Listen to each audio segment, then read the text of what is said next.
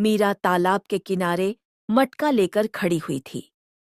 जैसे ही उसने मटका पानी में डाला, तभी पीछे से खड़ी गांव की एक औरत ने उसे धक्का दे दिया।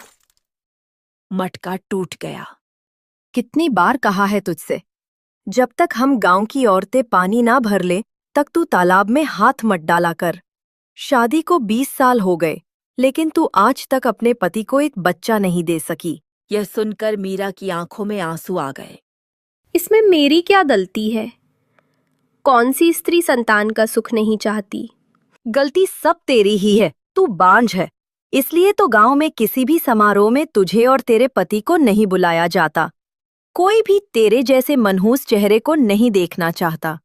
तेरी काली छाया से सब डरते हैं। इतना कहकर चंपा पानी भरकर वहां से चली गई।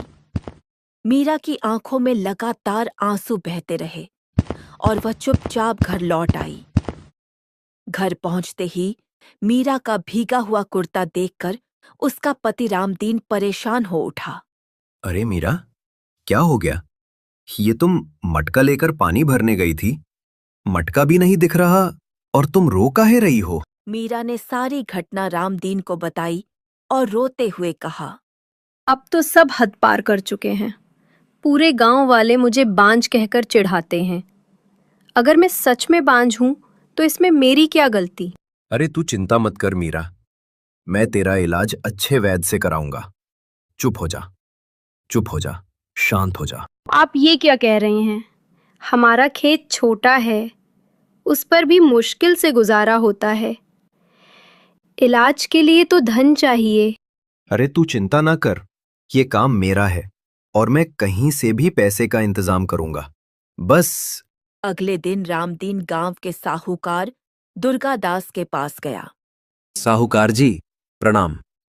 साहूकार जी, हमको थोड़ा कर्ज की जरूरत है। हैं? कर्ज? और तुझे?